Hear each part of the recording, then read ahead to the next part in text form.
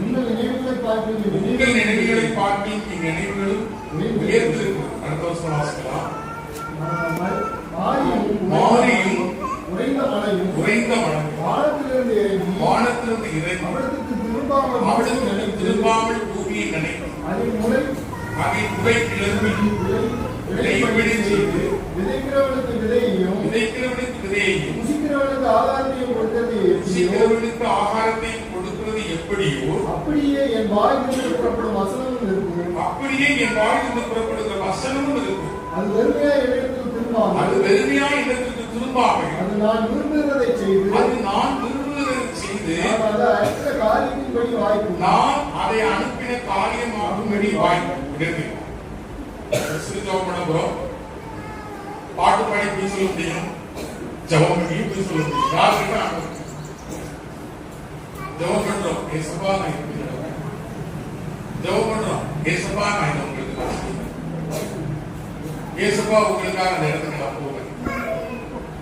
அதை செய்யாது போனா நான் ஜபத்துக்கு சொல்லிட்டு அதை செய்யாது போனா பாட்டு பாட அதை செய்யாம போனா நான் பாட்டு பாடுறது அப்படின்னு சொல்லிட்டு ஜபம் பண்ண போறேன். கண்களே விடுவோமா? பேசும் ஜபம் செய்யும் போது ஆண்டவா பிரியமானதை இப்போ காட்டும் செய்ய ஆயத்தம். ஆண்டவா பிரியமானதை இப்போ காட்டும் செய்ய ஆயத்தம். நீங்களாம் பாடணும் அப்படின்னு எல்லாரும் பாடுவோமா? பேசோ பேசோ ஜபம் செய்யும் போது ஆண்டவா பிரியமானதை இப்போ காட்டும் செய்ய ஆயத்தம். ஆண்டவரே, நாங்கள் வேதத்தை வாசிக்கும் பொழுது நீர் எங்களோடு பேசுகிறேன். நாங்கள் ஜெபிக்கும் போது நாங்கள் பேசுகிறோம். ஜபமாக ஜபத்தின் மூலமாக இதையெல்லாமும் நாங்கள் பேசி தெரிவு செய்வோம். என் வேதத்தை நாங்கள் வாசிக்கிற பொழுது, தியானிக்கிற பொழுது அவைகள் மூலமாக என்னிடத்தில் பேசும் ஜபம் செய்யும் போது ஆண்டவா உங்களுக்கு பிரியமானதை இப்போ காட்டும் செய்ய ஆயத்தம் என்று சொல்லி நாங்கள் ஆண்டவரே பாடினோம். உண்மையாக எங்களுக்கு போதிக்கிற நான் ஆகாமல் போகாதபடிக்கு என் மேலும் இரக்கமாய் இதை கரங்களை ஒப்புக் கொடுக்கிறோம். ரட்சகரை சுலமாய் வேண்டிக் கொள்கிறோம். எங்கள் ஜீவனும் பரிசுத்தமும் உள்ள நல்ல பிதாவே. ஏலியா நல்ல ஒரு ஆண்டவருடைய வார்த்தைகளை நீங்கள் கேட்டிருக்கிறீர்கள்.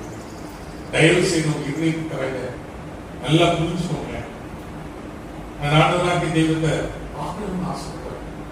எப்ப தெரியுமா? நான் சின்ன பிள்ளை 5ஆம் கிளாஸ் 6ஆம் கிளாஸ் போகும்போதெல்லாம் ரொம்ப பார்க்கணும் ஒரு ஆசை.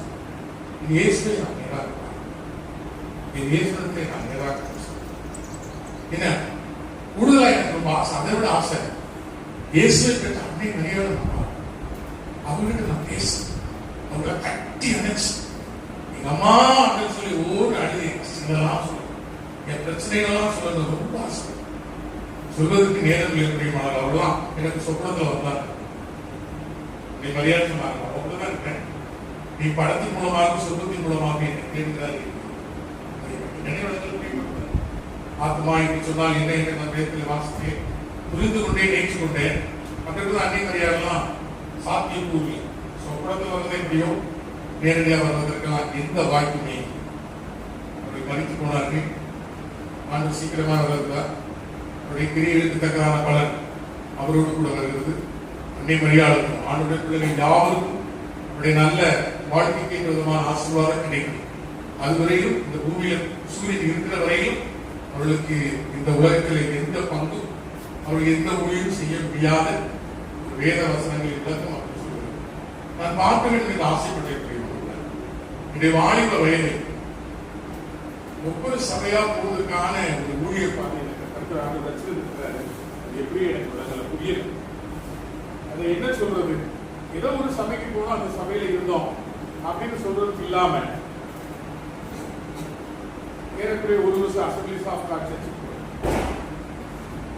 அதுக்கப்புறம் ஒரு 9 வருஷம் சிலான் பெண்டிகாஸ்ட் அந்த சபைக்கு நான் போவேன். ஃபாதர் பெர்மான்ஸ் அவர்களுக்கு 76வது பிறந்த நாள் கொண்டாடி இருக்காங்க. இந்த 9 வருஷம் சிபிஎம் சபைக்கு போனதுக்கு அப்புறம் ஊழியத்துல சங்கடம், ஊழியத்துல கஷ்டம், ஊழியத்துல பிரச்சனை.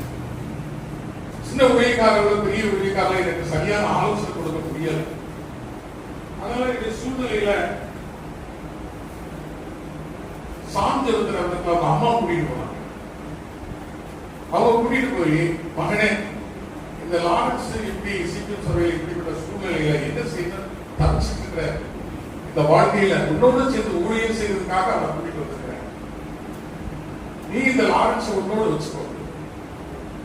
அதுக்கு முன்னாடி பிரியமானவர்கள் எடுத்த முடிவு, ஆண்டவரே ஒரு முறை நான் கொடைக்கானலுக்கு போனேன். ஒரு ஊழியக்காரங்களை கூட்டிட்டு போனேன். என்னை தேக்கத்துக்கு அங்க உள்ள குளிர் ஒத்துக்கிறதுனால எனக்கு கொடைக்கானல் இருக்கிறதுக்கு எனக்கு இஷ்டம் இல்லை. அங்க எங்கேயும் போறது எனக்கு இஷ்டம் இல்லை. குளிர் என்னால் தாங்கவே முடியல. ஆனதுனால ஒன்னும் ஒருத்தரை பார்க்காம எதையும் சந்திக்காம எதையும் பார்க்காம எனக்கு வந்துட்டேன். ஆனா அந்த ஒரு தற்கொலை மனன்னு ஒண்ணு இருக்குது. அங்கெல்லாம் போய் நம்ம சுற்றி பார்க்க போறோம். அங்க குறிப்பிடப்பட்ட இடம் வரைக்கும் போகலாம், அதுக்குள்ள போக முடியாது. அங்க போகக்கூடாதுன்னு சொல்லி அந்த போர்டெல்லாம் வச்சுக்கிறாங்க. அது எனக்கு ஞாபகத்துக்கு வருது. அந்தவரே நான் தற்கொலை வினைக்கு நான் வரக்கூடாது. நான் வந்து அங்க உட்கார்ந்து நான் பிரேயர் பண்ணேன். 3 நாட்கள் நான் தண்ணியும் குடிக்க மாட்டேன், சாப்பிடவும் மாட்டேன். இந்த 3 நாட்களுக்கெல்லாம் நம்மளை பார்க்கணும். நான் உங்களோட பேசுறேன். அப்படி நான் பார்க்க முடியலாட்டா, நான் உங்களோட பேச முடியலாட்டா, நீர் எனக்கு தரிசனம் ஆகட்டா. தற்கொலை முறையில இருந்து என் கையில இருக்கிற சூக்கே சொல்றேன், நான் கீழே குறிச்சு கொஞ்சம் கூட நாம் குறித்து போதிக்கிறோம். சில ஜனங்களை ஆத்மாவாய் பண்ணவும் என்ன நடத்துறீங்க, அவங்களாம் என்ன சொல்லுவாங்க, இவனுக்காக இந்த நிலைன்னு சொல்லுவாங்க. இதனால எனக்கு மாத்திரம் அல்ல, என் ஆண்டு அதற்கு அதிகமா நீர் என்னை கைவிட்டீங்கன்னு சொல்ல அவர் போய் உண்டாக்க முடியும். யாருக்கும் தெரியாத இந்த காரியத்தை நான் செய்யறது ரகசியமா மனசுல வச்சிருக்கேன். ஜோம் பண்ணி நான் கிளம்புற அந்த சமயத்துல தான் சாந்தருடைய அம்மா என்ன அவங்க வீட்டுக்கு என்ன கூப்பிட்டாங்க. இப்படி ஆய்வு என்ன செய்யறது சொல்ற சூழ்நிலையில அவங்க ஆலோசனை அப்படிதான் அவங்க மகன் இந்த சாந்தருக்கிட்ட நான் போறேன். அவரு தான் ஃபாதர் பெர்மான்ஸ்க்கு ஃபோன் பண்ணி என்ன அவரோட ஊழியம் செய்யறதுக்கு ஒரு வாய்ப்பை எனக்கு உருவாக்கி கொடுத்தாங்க. அதாவது அந்த பெர்மான்ஸ் அவர்களோட ஏறக்குறைய 3 வருஷம் ஊழியம் செய்வதற்கு, அவரோட பாட்டு எழுதுவது கர்த்தர் என்னை வருகிறது. பிற்பாடு அதில் இந்தியன் பெண்டிகாஸ்ட் பாஸ்டருக்கு தெரியும், பாஸ் ஜஸ்டிஸ் 2 வருட அசிஸ்டன்ட் பாஸ்டராக நான் ஊழியம் செய்ய சொல்லிட்டே போனேன். கிருபாசனம் போனேன், சர்ச்சாப்பாடு போனேன். இதற்காக சொல்றேன், கொஞ்சம் விசேஷமானதுதான். அத்தங்கிற பள்ளிவாசல் என்கிற இடத்துல ஒரு இண்டிவிஜுவலா ஒரு பிரேயர் ஆரம்பிச்சாங்க, ஒரு சபையாக மாற்ற சூழ்நிலை அங்க இருந்தது. அங்க ஒரு 2 வருஷம் நாங்க தங்கி இருக்கு. பெரிய பணக்காரங்க, அவங்க வீட்டுல அவங்க என்ன தந்தை மகன் தான் சொல்லுவாங்க, நான் அவங்களை சுத்தி தான் சொல்லுவாங்க. அவ்வளவு பிரியமான வச்சுருந்தாங்க. அங்க ஒரு சர்ச்சு இருக்கு, பிரியமான இங்க போனா பார்க்கலாம். அந்த சர்ச்சுக்கு அஸ்திபாரம் போட்டது நான், அடிக்கல் வச்சது நான். வேண்டாம், நான் அடிக்கல் வைக்கிறதுக்கு இஷ்டப்படல. விசேஷமானவங்க வச்சுட்டீங்கன்னா அவங்க நீங்க தான் எங்களுக்கு விசேஷமான வச்சுருக்கீங்க. அடிக்கல் வச்ச அந்த இடம் இப்ப சர்ச்சா இருக்கு. அந்த சர்ச்சை திறந்து வச்சது யாருன்னா மோன்ஸ் லாஸ்டஸ்.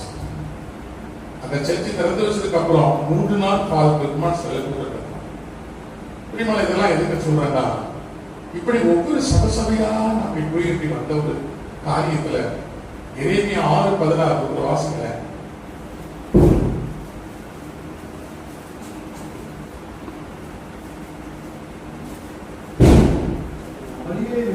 வழிகளிலே நின்று, வழியிலே நின்று கொடுத்தா வழிகளிலே நின்று, வழிகள்லாம் என்னது, பாதைகள், பாதைகளிலே நின்று, வழிகளிலே நின்று பூர்வ பாதைகள் எவை என்று கேட்டு விசாரித்து, பூர்வ பாதைகள் கொடுத்தா,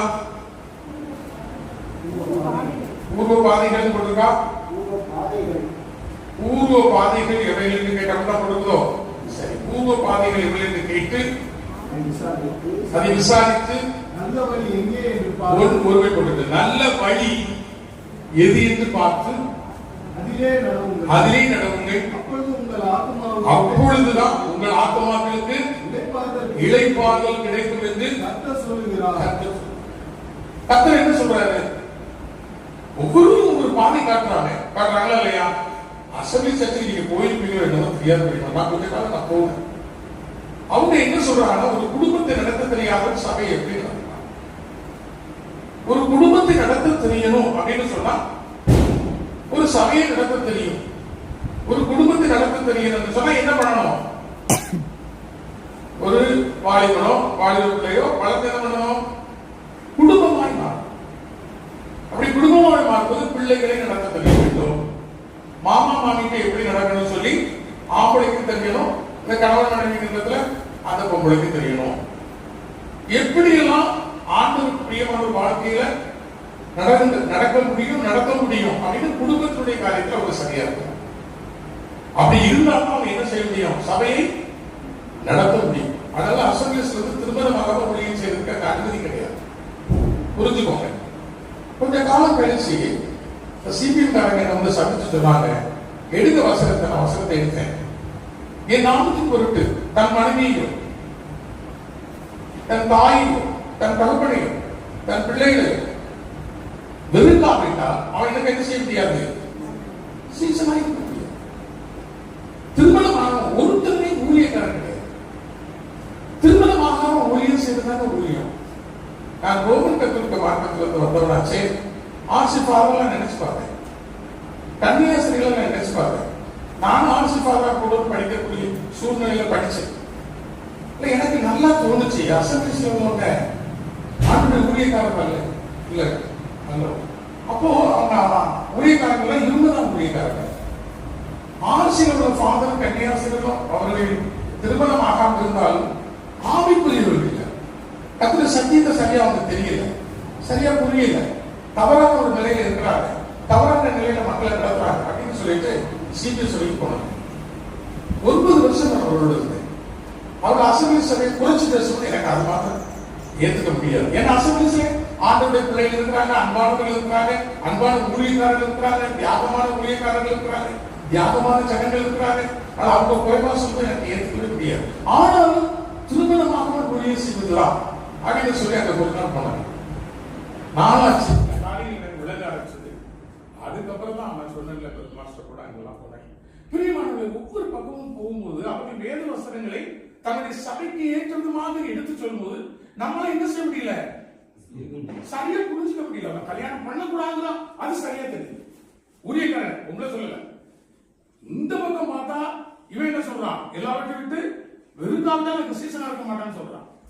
அதுவும் மண்டையை குழப்பது.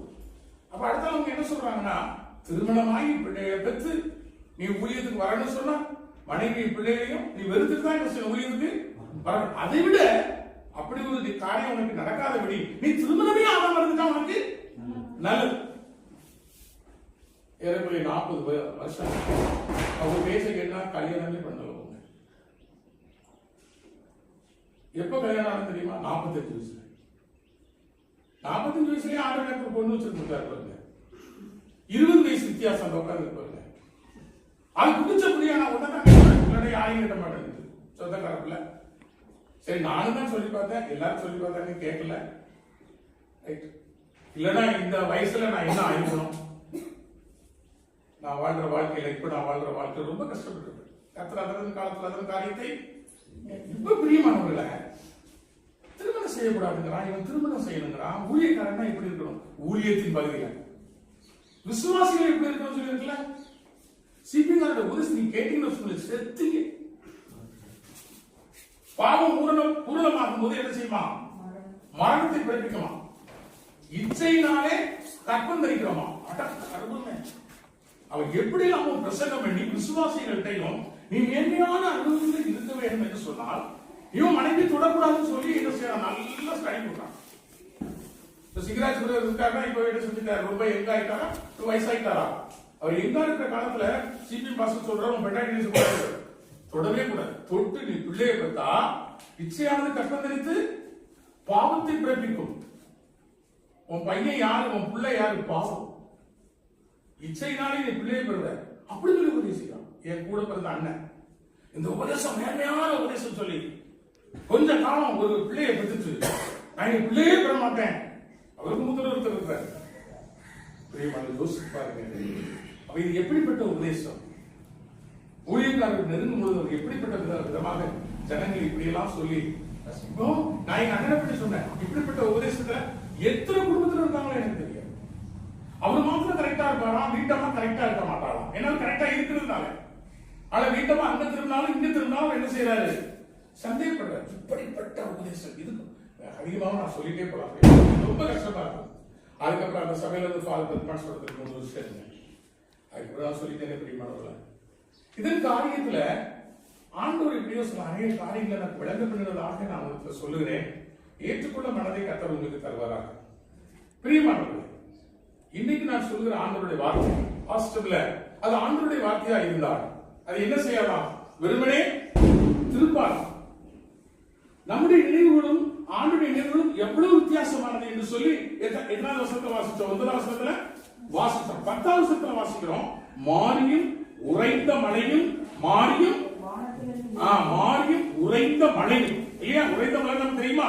உறைந்த மழையும் வானத்திலிருந்து இறங்கி அவிடத்திற்கு திரும்பாமல், அப்படின்னா அவிடத்துக்கு திரும்பாமல் என்ன கீழே படிச்சீங்கன்னா விழுத மழை சும்மா போகாது. வானத்தில் செய்யற மழை இந்த பூமியில் விழுந்தவர்கள் சும்மா என்ன செய்யலாம்? திரும்ப அவர்கிட்ட போகலாம். அது பூமியை நினைத்து அது முளை கிளம்பி விளையும்படி செய்து விதைக்கிறவனுக்கு விதையையும் புசிக்கிறவனுக்கு ஆகாரத்தை கொடுக்கிறது எப்படியோ அப்படியே என் வாயிலிருந்து புறப்படும் வசனம் இருக்கும். இதை நீங்க நாடு காலமா ஆராயும். ஆண்டுடைய வசனம் நம்முடைய இருதயத்துக்குள்ள போகுமானா அது வெறுமனே என்ன செய்யாது? ஆண்டவருக்கு திரும்பி போகாது. எப்படி மழை இந்த பூமி விழும் பொழுது இங்க முளைப்பிக்க வேண்டிய வேலையெல்லாம் முளைப்பிச்சு இல்லையா? முளைப்பித்து விதைக்கிறவனுக்கு விதையையும் புசிக்கிறவர்களுக்கு ஆகாரத்தை கொடுத்து அதுக்கப்புறம் தான் மழை என்ன செய்து திரும்பவும் வானத்துக்கு செல்கிறது. அப்படி போல என் வாயிலிருந்து வருகிற வசனமும் உங்க இதயத்துக்குள்ள போயிட்டு சும்மா வெளியில போக, அது உங்களையும் என்னையும் மாற்றி அமைக்கிற ஒரு வல்லமை உள்ளது. கர்த்தருடைய வசனம் இருபுறமும் கருக்குள்ளது. அது பேசுகிறவனையும் வெட்டும், கேட்கிறவனையும் வெட்டும், ஊனையும் கருக்களையும் குறித்து காட்டும், சத்தியத்தின் ஆழங்களை பகுத்து சொல்லும். அது வெறுமனே திரும்பாது. அது வெறுமனே திரும்பாது. ஒரு சின்ன ஒரு எடுத்துக்காட்டு ஒரு கதை சொன்னேன், உங்களுக்கு ஞாபகம் தான். நான் சின்ன பையனா வாலி பையனா அப்படின்னு நான் வளர்ற அந்த சமயத்துல குமுதம், தேவி, கல்கண்டு, ஆனந்தம் எல்லாம் படிப்பேன். அப்படி படிக்கும் போது அந்த வாலி வயசுல எனக்கு அதிகமா பிரியமானது எது? சினிமாக்கள். அந்த சினிமா புத்தகத்தை படிக்கும் போது என்ன நான் இந்த நடிகர் மாதிரி இருக்கேன், அப்ப இன்னும் நான் இப்படி இருந்தா நல்லா இருப்பேனே அப்படிலாம் நான் யோசித்த ஒரு காலம் உண்டு. ஆனால் அந்த புத்தகங்களை நம்ம பார்க்கும்போது அதை கூட நாம் மாற வேண்டும் என்று நாம் விரும்புகிறோம். ஆண்டவருடைய புத்தகத்தை படிக்கும் பொழுது அதில் உள்ளவர்களை போல, அதில் உள்ள ஆண்டவர் நம்ம இடத்தில் எதிர்பார்ப்பது போல நாம் மாற வேண்டும் என்று விரும்புகிறோமா? பாட்டு என்ன பாட்டு?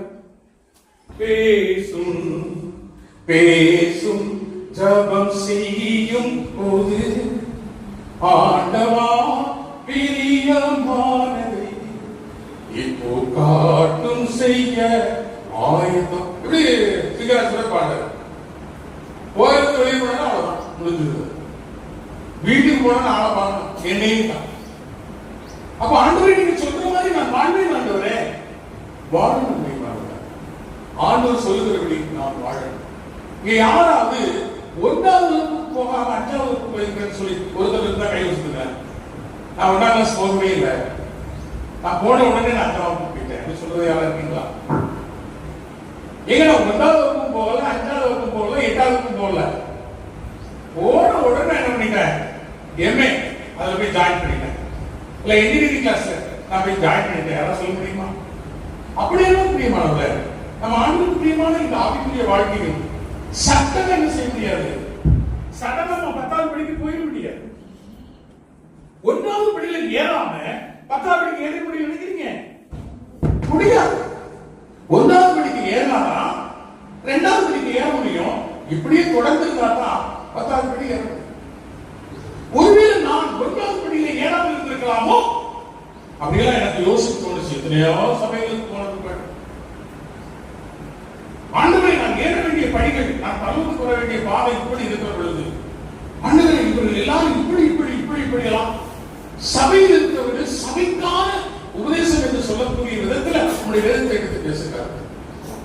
ஒரு ஊழியக்காரர் என்ன கேட்டாரு, நீ திருமணம் ஆக மாட்டியா அப்படின்னு. அப்படித்தான் நான் இருக்கணும்னு நினைக்கிறேன்.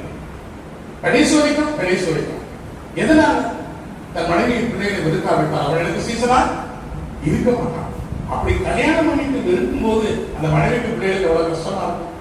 நான் ஊழியத்துக்கு போறேன், அப்படியெல்லாம் விட்டுட்டு சொன்னான், உங்களுக்கு எவ்வளவு கஷ்டமா. அதை விட நான் திருமணம் ஆகாமல் இருக்கிறது நல்லதுன்னு எனக்கு சொல்லிக் கொடுத்தாங்க. 50 வசனத்துக்கு வாசிக்கின்றன. வசனத்துக்கு வாசிப்பாரு. அந்த வசனத்துல சொல்லிருக்குது, மனைவியின் பிள்ளைகளும் வெறுக்காவிட்டால் உடனே நம்ம விட்டுறோம்ல, தாயின் தோப்பனை வெறுக்காவிட்டால் உடனே விட்டுறோம்ல, நிலத்தையும் வீட்டையும் இல்லையா விட்டுறா அப்படி ஊழியக்காரர்கள் எவ்வளவோ பேர் இருக்கிறார்கள் இல்லையா. அதையெல்லாம் நீ புதுசாக சொல்லிட்டு இருக்க. அடுத்த வார்த்தை வாசி, தன் ஜீவனையும் இருக்காவிட்டால் அவன் எனக்கு பார்த்து ஊழியக்காரன் தூக்கு பிடிச்சு ஆபத்து சொல்லுங்க. சிபிஐ 50 பேரை என்ன தூக்கு பிடிச்சு ஆபத்து. எனக்கு என்ன சொல்றது, என்னையும் சொன்னாரு, தன் ஜீவனை வருகிறவங்கள நீ செத்துரு அப்படின்னா. எனக்கு என்ன பதில் சொல்றது தெரியல. வசனத்தை நீ கவனிச்சு படிச்சியா? எல்லாவற்றையும் வெற்றி இருக்காவிட்டால் இயேசு கிறிஸ்துடைய வாழ்க்கையை நீ நல்லா அறிஞ்சிருக்க. அவர் எங்கெல்லாம் போனாலும் அங்கெல்லாம் அம்மா போனாங்க. இது உண்மைங்க. எங்கெல்லாம் இயேசுவானவர் ஊழியத்துக்காக பல ஊர்களுக்கு போகும்போது இயேசு கிறிஸ்துடைய அம்மாவும் அவர்களுக்கு போனாங்க. கடைசி எங்க போயிருந்தாங்க? அந்த சிலுவையில் அவர் அறையப்பட்டு அந்த கடைசி நேரத்தில் அவர் துயரப்பட்டு கஷ்டப்பட்டு வேதனைப்பட்டு கதறல் விழுது. அந்த தாய் அங்கே நின்று கதறி கொண்டிருக்கிறார். இயேசுவான் தன் தாயை நோக்கி இல்லையா, தன் உயிர் சிநேகிதரை நோக்கி அவர்களுக்கு ஒரு கடமை செய்தார். உன் ஆயுசு நாட்கள் நீடித்துக் கொண்டியா உன் தாயின் தோப்பனையும். நான் சொன்னேனே ஒரு அண்ணன், அந்த அண்ணன் எங்க அம்மாவை திரும்பி பார்த்தார். எங்க அம்மாவுக்கு எந்த உதவியும் செய்ய மாட்டாங்க. எங்க அப்பாவை திரும்பி பார்க்க மாட்டாங்க. எங்க அப்பாவுக்கு எந்த உதவியும் செய்ய மாட்டாங்க. அதுக்கு காரணம் என்ன உங்களுக்கு புரியுதா? சிபி எவ்வளவு கஷ்டமா இருக்கலாம் தெரியுமா? எனக்கு வாய் ருசியா நான் சாப்பிட ஆசைப்படுவாங்க. சீனா மீன், பாறை மீன், அதை பொரிச்சு அதை என்ன செய்வோம், அதை செஞ்சு தேங்காய் போடுவாங்க. நானும் அதனால வர முடியாது. ராலை பொரிச்சு ஏங்க தான் கொடுத்துருவாங்க. நாங்கள் கொண்டு கொடுப்பேன். என்னையா சகோதரன், நீ அம்மாட்ட ஒன்று கொடு, நீ அம்மா எல்லாரும் சேர்ந்து சாப்பிடுங்க. எங்க அப்பாவை நேசிக்கிற வாழ்க்கையில எங்க அம்மாவை நேசிக்கிற வாழ்க்கையில சிபிஎம் உதேசம் திரும்பி இப்படிப்பட்ட ஊழியர்கள் சிபிஎம் சொல்லி இருக்கிறாங்க. அவங்க சாட்சி சொல்லும்போது எல்லாரும் சொல்லி கரங்களை தட்டி அந்நிய பாஷை பேசி ஆவியில் நிரம்புகிறார். ஒரு ஊழியக்காரர் அவர் சாட்சி சொல்றாரு, உங்க அப்பா இறந்துட்டாங்கன்னு சொல்லி எனக்கு தண்ணி வந்துச்சு, நான் போகலையே அப்படிங்கிற. எல்லாம் கைதட்டி ஆவியில் நிரம்புறாங்க. அவங்க அப்பா இறந்துட்டாலும் சாப்பிட்டு போகலையா? அது ஒரு நேர்மையா சொல்ற. எல்லாவற்றையும் விட்டு வெறுக்காவிட்டால் என்றைக்கு என் தாயும் என் தகப்பனை வெறுத்து நான் ஊழியத்துக்கு வந்தேனோ அன்றையிலிருந்து அவர்களுக்கு எனக்கு எந்த தொடர்பும் இல்லை. எங்க அப்பா சீரியஸா இருக்கிறாருன்னு சொல்லி எனக்கு போன் வந்துச்சு, நான் போகல. எங்க அப்பா ரொம்ப மோசமா இருக்கிறான்னு சொல்லி எனக்கு போன் வந்துச்சு, நான் போகவே இல்லை. எங்க அப்பா சாகக்கூடிய நிலையில நான் போகவே இல்லை. அப்படிப்பட்ட பிரதிஷ்டை உள்ளவர்கள் நாங்கள் அப்படின்னு சொன்னா எல்லாரும் அப்படி ஆரம்பம் பண்ணி வேதத்தை சொல்ல பார்க்கலாம். பார்த்து பார்த்தோம்ல, பிரதான கற்பனை என்னது? ஆயுசு நாட்கள் நீடித்திருக்க முடியாத அந்த சபையில் 9 வருஷம் இப்படியெல்லாம் போயிட்டு இப்ப நம்ம பார்க்கிற முடியுமானவர்கள ஆண்டவருடைய வார்த்தை வெறுமனே திரும்பாது என்று வேதம் சொல்கிறது. 13 வாசிக்கலாம்.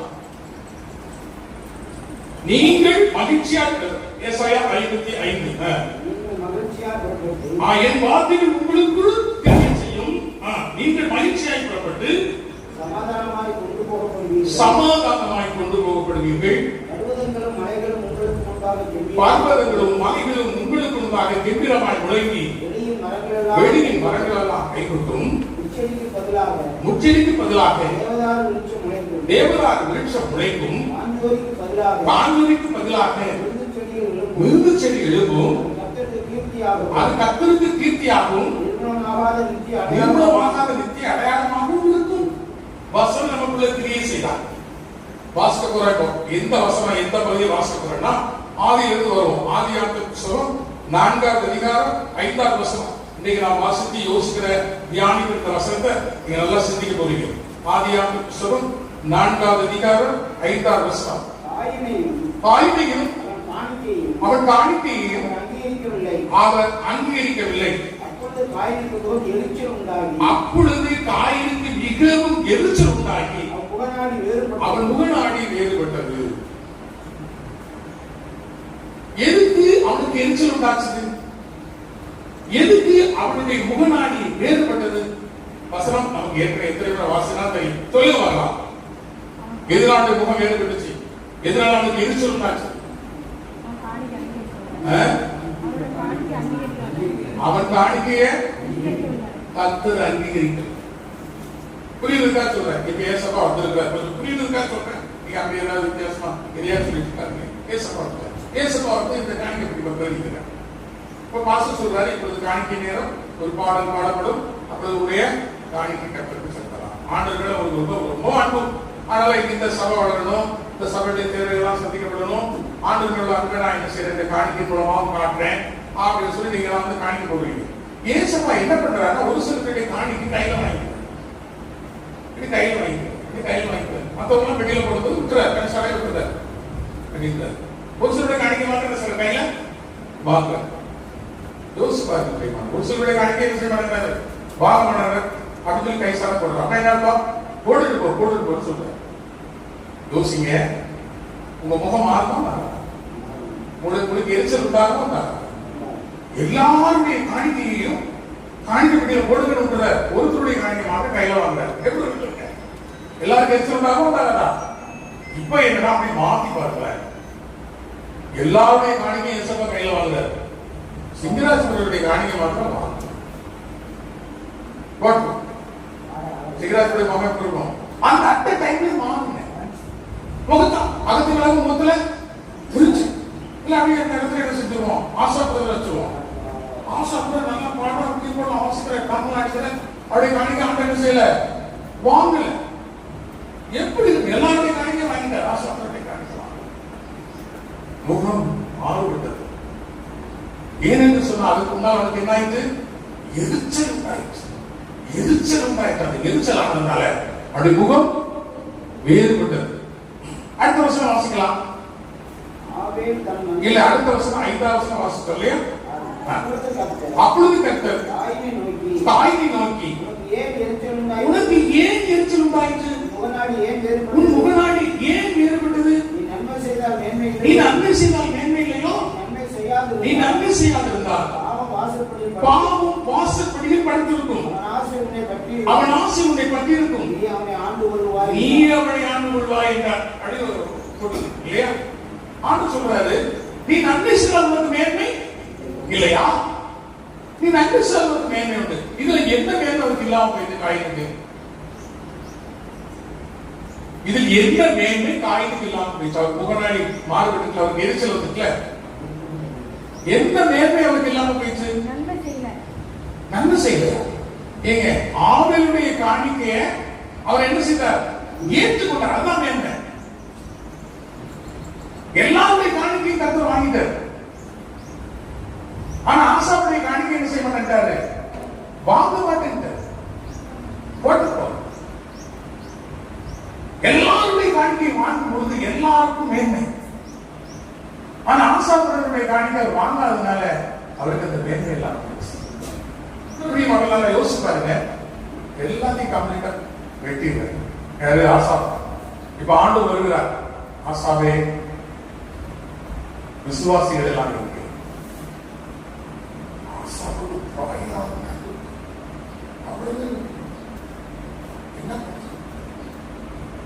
கோபம், வருத்தம், முகநாடி மாறின அந்த காரியத்தை யார் மேல கோபம் இருக்கணும்? ஏற்றுக்கொண்டா? ஏற்றுக்கொள்ளவில்லை.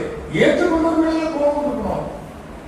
ஆனா அவரை ஒன்றும் பண்ண முடியாதுன்னு சொல்லி இந்த தம்பி இது கூட நினைச்சு பார்த்தா தாயின் என்ன பண்ணிட்டாரு, ஆவேல.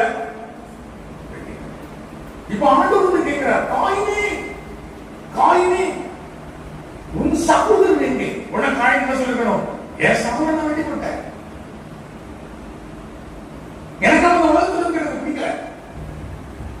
நீர் அவனுடைய காணிக்கை ஏற்றுக்கொண்டீர்.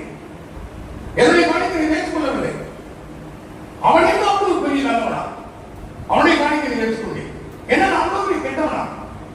ஏன் என்னுடைய காணிக்கை ஏற்றுக்கொள்ளவில்லை? நான் வெட்டிட்டு சொல்லிருக்கோம். அவன் என்ன சொன்னான் சொல்லுங்க.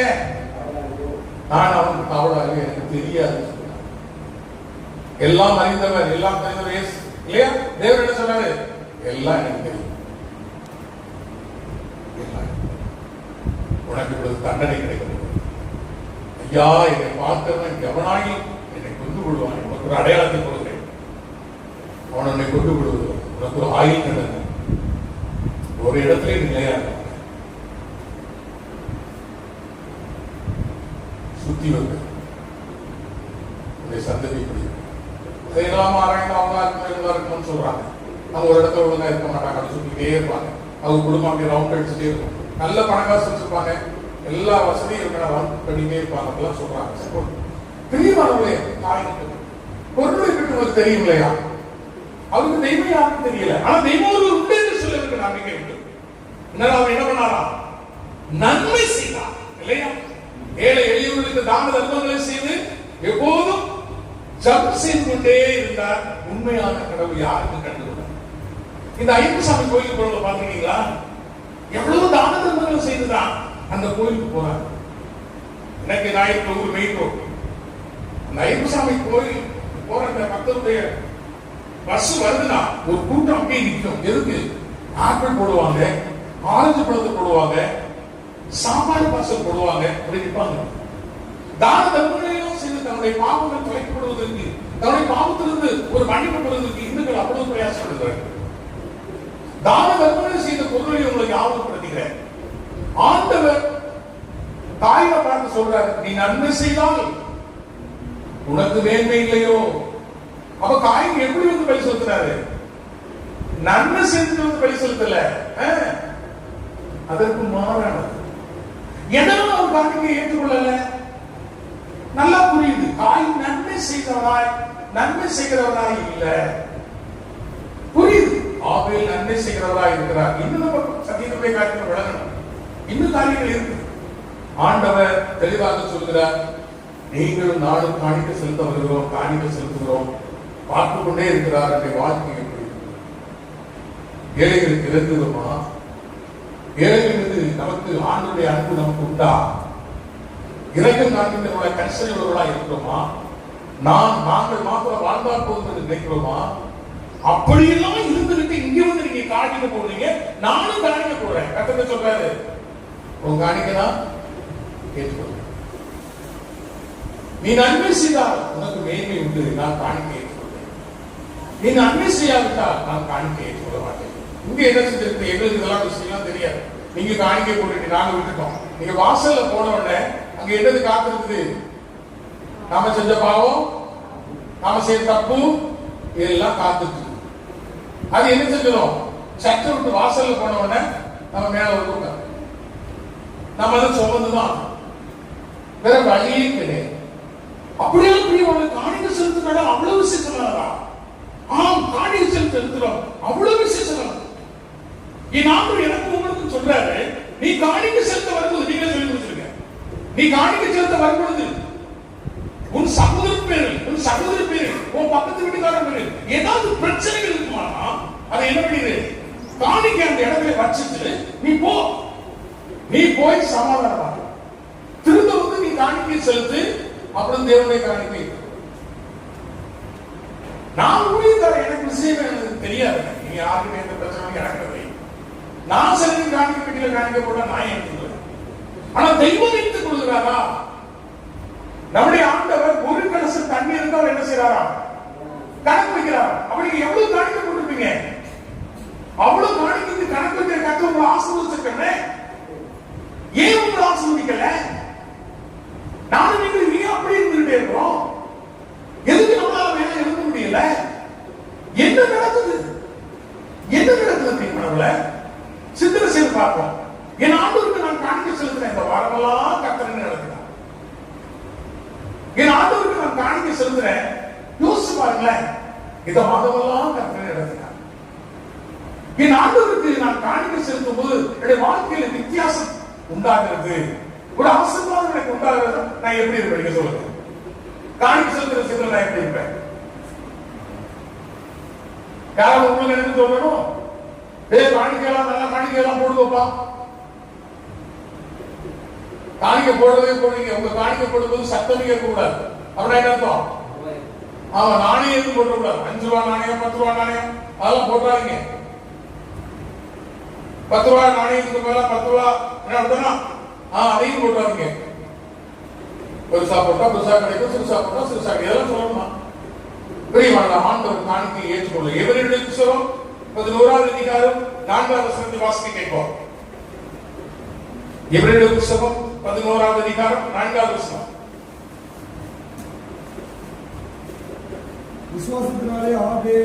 விசுவாசத்தினாலே ஆபேல் காயினுடைய பலியிலும் மேன்மையான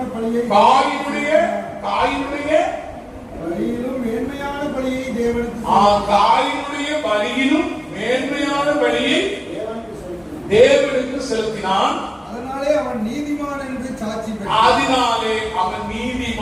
என்று சாட்சி பெற்றார். நல்லா புரிஞ்சுக்கணும். நீதிமான் என்று சொன்னா நீங்க புதிய பாட்டு வரணும். அங்க இயேசுவான சொல்ற 2 பேரு சர்ச்சுக்கு போனாங்க. அதுல ஒருத்தர் முன்னால நின்று சொன்னான், ஆண்டவரே நான் வாரத்துல 2 முறை உபவாசிப்பேன். விபச்சாரக்காரர், அநியாயக்காரர், பரிகாரர் அவர்களை கூட நான் இல்லை. அப்படிலாம் நான் பாவம்லாம் செய்யல. என்னோட சம்பாதிக்கிறதெல்லாம் நான் தசமபாகத்தை உங்களுக்கு கொடுத்துறேன். அப்படி கொஞ்சம் திரும்பி பார்த்தான். பின்னால ஒருத்தர் இருந்தான். ஆண்டவரே பின்னால பாருங்க, அவர் தான் இருக்கா பாருங்க. அவ்வளவு கூட நான் கிடையாது. எல்லாவற்றிலும் நான் ரொம்ப ரொம்ப ரொம்ப ரொம்ப நிஜஸ்தர் என்று சொல்லி தன்னையே பெருமையாக நினைத்து அவன் என்ன பண்ணிட்டான்? நான் பெரியவன் என்று காண்பித்து ஜெபம் செய்தான். பின்னால நிற்கிறவன் வானத்துக்கு தன்னுடைய கண்களை ஏறெடுத்து துணியாமல், தேவனே பாவியாகிய மீது கிருபையாக என்று சொல்லி அவர் சொல்லிட்டார். 2 பேரும் திரும்பி போனார்கள். ஆண்டவர் சொன்னாரு, ஒருத்தருடைய ஜபத்தை ஆண்டவர் கேட்டாரு, இன்னொருத்தருடைய ஜபத்தை ஆண்டவர் செய்யல, கேட்கவே இல்லை. யாரு ஜபத்தை கேட்டாரு?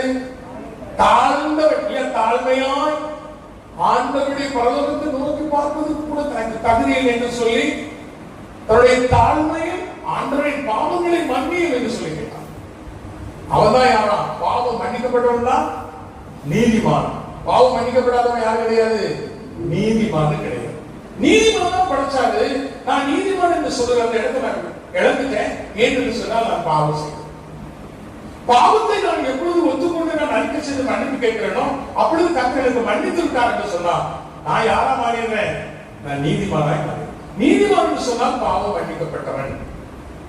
₹1,00,000 எனக்கு கடன் இருக்கிறால் கொடுக்க முடியாது. அந்த ₹1,00,000 கடனை ஒருத்தர் எனக்காக பிணைக்கப்பட்டு அவர் கொடுத்து விட்டார் என்று சொன்னால் கடன்காரன். யாருமே கடன்காரன் சொல்ல முடியாது. கடன்லாம் அவருக்கு கொடுத்து முடிச்சு.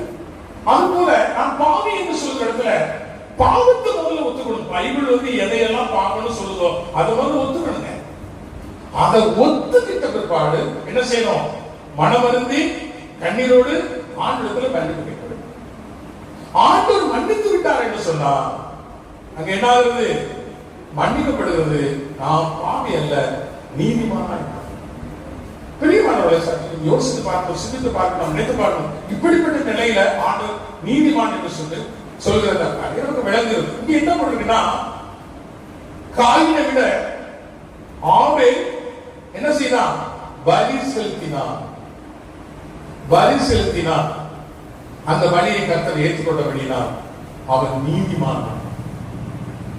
காயினை விட மேன்மையான பலியை ஆபேல். இந்த பலின்னு சொல்வது உங்களுக்கு என்ன விளங்கும் சொல்லுங்களேன்? பலின்னு சொன்னாலும் என்ன விளங்குது? காய்கறி எடுத்துக்கோங்க. பலின்னு சொன்னா ஒரு ஆட்டை எடுத்துக்கோங்க. பலின்னு சொன்னாலும் என்ன உங்களுக்கு புரியுது? என்ன புரியுது உங்களுக்கு? பாவத்துக்கு பலி செலுத்தும் பொழுது பலின்னு சொல்லும்போது என்ன விளங்குது? பலின்னு சொல்லுவது எங்க ரத்தம் அப்படின்னு சொல்றது நமக்கு விளங்குது. ரத்தம் சிந்துதல் இல்லாம என்ன கிடையாது, பாவம் மன்னிப்பு கிடையாது. இவங்க 2 பேரும் இந்த காயின் ஆம்பையில ஆதி ஆரம்பத்துல அவங்களாகவே பலிபீடத்தை கட்டி பலி செலுத்திருப்பாங்க நினைக்கிறீங்களா? அது எப்படி அவங்களாகவே பலிபீடத்தை கட்டி பலி செலுத்திருப்பாங்க? அப்படியானால் ஆதாம் ஏவாள் என்று சொல்றவரோட பெற்றோர்களோ அல்லது தேவனோ அவர்களுக்கு சொல்லுகிறார், உங்களுடைய பாவங்கள் மன்னிக்கப்பட வேண்டுமானால் என்ன செய்யணும்? நீங்க பலி செலுத்தணும். புரியுறதுக்காக சொல்றேன். தாய் தன்னுடைய தகப்பனுக்கு தாயிடத்துல கேட்கிறார், அம்மா அப்பா நம்ம இந்த தோட்டத்தை விட்டு வெளியே வந்துட்டீங்க. அப்பா அவங்க விவரத்தை சொல்றாங்க. உடனே இருந்து சொல்றாரு, புரியுறதுக்காக சொல்றேன். என்ன அந்த பழத்தை சாப்பிட்டதுனாலயா? அப்படி என்ன நீங்க பெரிய தப்பு பண்ணிட்டீங்க? நீங்க பண்ணது கொலையா? நீங்க பண்ணது விபச்சாரமா? நீங்க பண்ணது என்ன அவ்வளவு பெரிய பாவம்? ஏதோ அந்த பழத்தை சாப்பிட்டதுனால உங்களை வெளியே விரட்டிட்டாரா அப்படின்னு கடவுள் மேல அவருக்கு கோபம் வரும்.